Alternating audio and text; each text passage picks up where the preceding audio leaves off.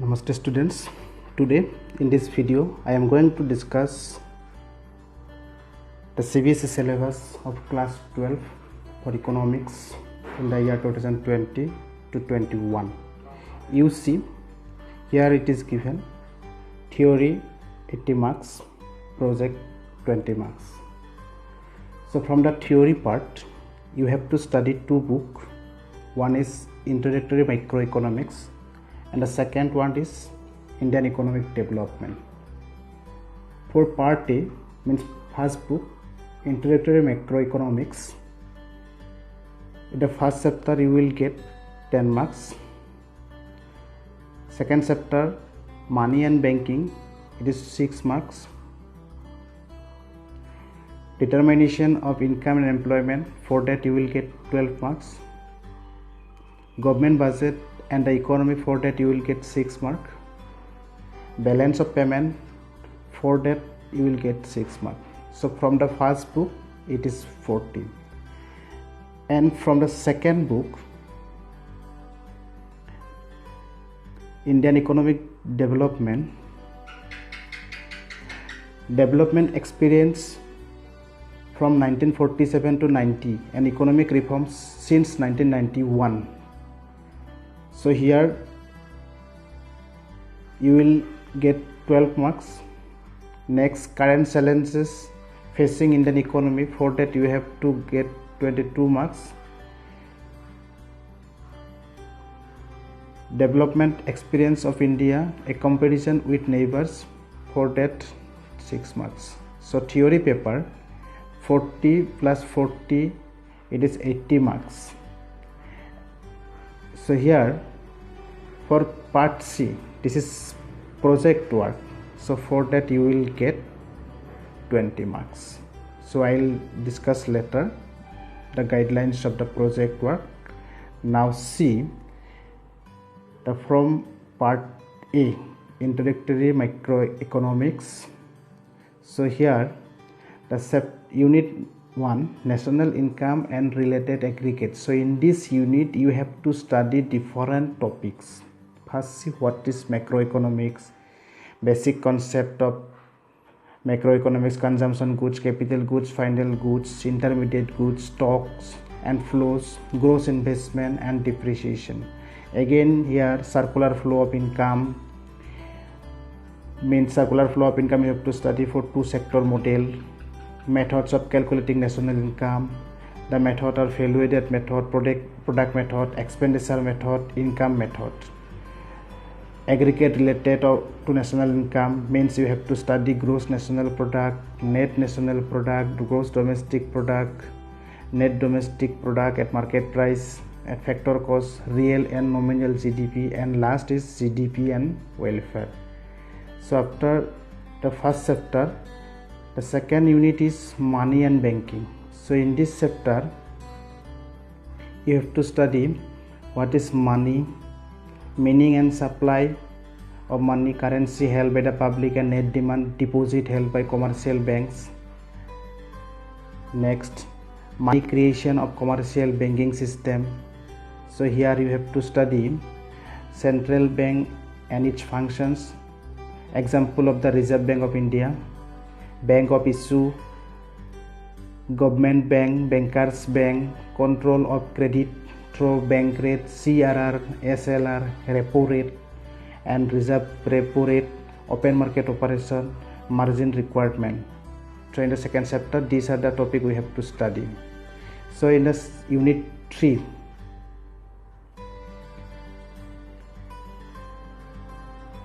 determination of income and employment. So here we have to study aggregate demand and its component, propensity to consume and propensity to save, short-term equilibrium, output, investment multiplier and its mechanism, meaning of full employment and inventory unemployment, problems of excess demand and deficient demand, measures to correct them, changes in government spending and taxes and money supply. So next chapter means unit 4, Government Budget and the Economy. So in this unit you have to study what is government budget, meaning, objective, components, classification of receipt, revenue receipt, capital receipt, classification of expenditure, revenue expenditure, capital expenditure. Next, measures of government deficit, revenue deficit, fiscal deficit, primary deficit, and their meaning. So in the last chapter, this is balance of payment. In this chapter you have to study balance of payment account, meaning and components, balance of payment deficit meaning, foreign exchange rate meaning of fixed and flexible rates and managed floating, determination of exchange rate in a free market. So from this introductory macroeconomics we have to study the 5 chapter. So from the 5 chapter, what are the topic we have discussed already. So now let's see the book. This is part B, Indian economic development. So it is your very easy paper, easy book. So you have to study first we have to study development experience from 1947 to 90 and economic reforms since 1991. For that you will get 28 periods. So here we will study a brief introduction of the state of Indian economy on the eve of independence, Indian economic system and common goals of 5-year plans. So next, main features and problems and policies of agriculture, institutional aspects and new agriculture strategy, industry, IPR 1956, it is the policy. What is the IPR policy? SSI, rule and importance, and foreign trade. So here we have to study this, and again in this we have to study economic reforms since 1991, features and appraisals of liberalization, globalization, privatization, means in short form it is known as LPG policy, concept of demonetization and GST. It is the recent new concept we have to study in this part B. So next, here in the current challenges facing Indian economy, for this you will get 22 marks. So for 22 marks we have to study different type of topics here. So let's see the topic. So first we have to study poverty, then human capital formation, rural development, employment, infrastructure, sustainable development. So here we have to study 6 topics, and from the 6 topic we have to study different type of related concept. These are the concept we have to study in this chapter. So for that you will get 60 periods. So next, chapter 8.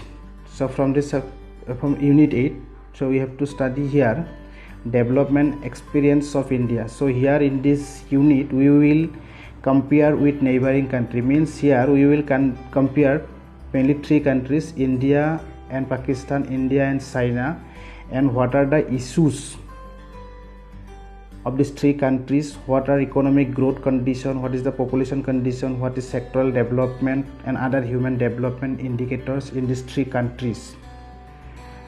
So again here it is said that for part C, for project in economics, you will get 20 periods, and for that you will get 20 marks. So now see what are the books. But thing is that generally for class 12, if we study the NCERT books, this is statistics for economics, it is actually not your book, it is actually, it was previous for class 11 paper. So here for this 2 part, introductory macroeconomics and Indian economic development, we have to study 2 books. One is Indian economic development NCERT, and second is macroeconomics from the NCERT. These 2 books is very important. Other books are no need. If we study these 2 books, it is sufficient to get the knowledge. So now see what is the design of the question paper, and your paper code is 03. So here it is given the types of question. So your theory paper is 80 marks,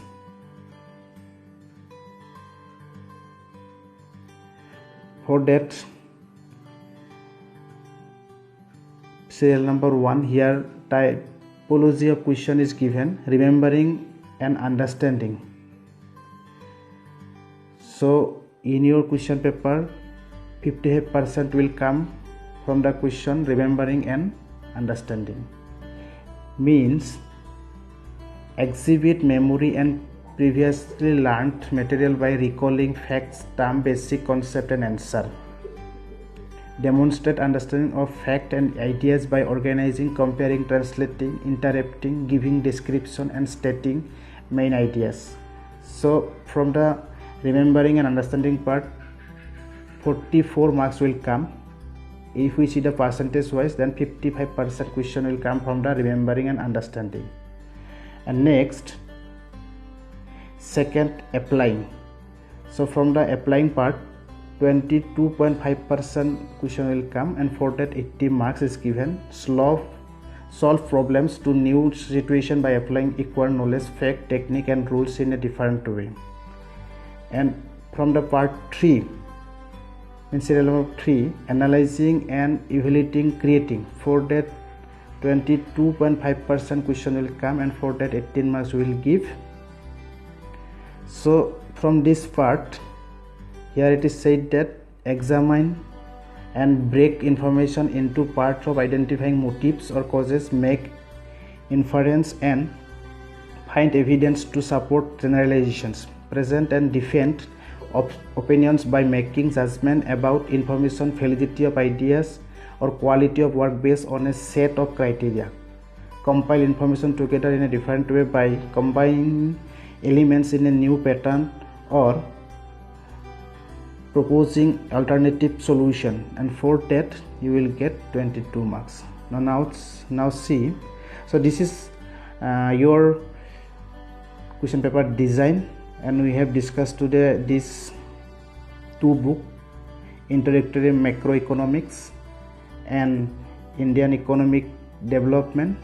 From that two book, what are the topics we have to study, we have discussed now. And now let's see the guidelines for the project.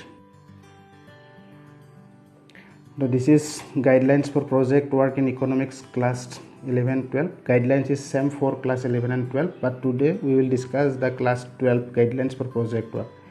So here see the objective of the project. What? See, first, probe deeper into theoretical concept learned in class 11 and 12. Analyze and evaluate real world economic scenario using theoretical construct and arguments. Demonstrate the learning of economic theory. Follow up aspect of economics in which learners have interest. Develop the communication skills to argue logically. So here we have to choose one topic, and on this topic we have to write, and how to write, their procedure or guideline is given. Here again see, it is said that the acceptations of the project work are that learners will complete only one in each academic session. Next, it is said that project should be 3500 to 4000 words excluding diagrams and graphs, preferably handwritten. It should be handwritten. And again it is said that it will be an independent and self-directed pitch of study, means you should not copy. So here what are the rule of the teacher, it is given, means teacher will help and suggest what are topics, and you can discuss with the teachers. So how you have to write, so teacher will guide. So here the rule of the teacher, it is given. And again here see scope of the project.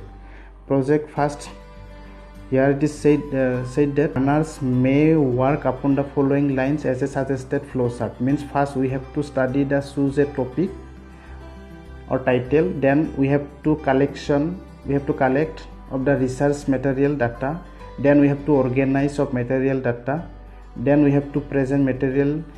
We can present the material by diagram or graph anyway. Next, analyzing the material, then we have to draw the relevant conclusion, and how we have to present. So what are the topic we will say select, then for that how we will present, we have to think in this way. So next, expected checklist here given. So introduction of the topic, we have to write identifying causes and consequences and remedies, various stakeholders and effect on each them, advantage and disadvantage of situational issues. Means if we select one topic, so on that topic we have to check this point. These are the point we have to check. Next, so here it is given mode of presentation and submission. So here how we have to present or submit this topic. At the end of the stipulated term is learned will present the research work in a project file to the external and internal examiner. External examiner will come and internal examiner will be your teacher. The question should be asked from research work project file of the learner. The internal examiner should ensure that the study submitted by the learner his or her own original work. Means you cannot copy from others. It is your completely your independent work. So here marking scheme is given. So handwriting, heading, sorry, here the serial number, first relevance of the topic, for that you will get 3 marks. Second, knowledge and content and research work, for that you will get 6 marks. For presentation and technique, for that you will get 3 marks, and 5 for that 8 marks. So total it is 20 marks. So this is your marking scheme. So here some topic is given. You can choose from this list also, topic list. Micro and small scale industry, there are different types of topic you can choose, and with the help of this sir you have to write, and how many words you have should be, it is given. So after written, and it should be your independent work. After the written, at the end of the means before your exam, before 1 month exam, you have to submit to the internal examiner, mean to your teacher. After that, external examiner will come and he will see the project and ask question. Depending on that, you will get the marks. So this is all about the guidelines for your important project work. So thank you for watching this. I hope you understand. So in the next video I will discuss some another topics from your introductory macroeconomics.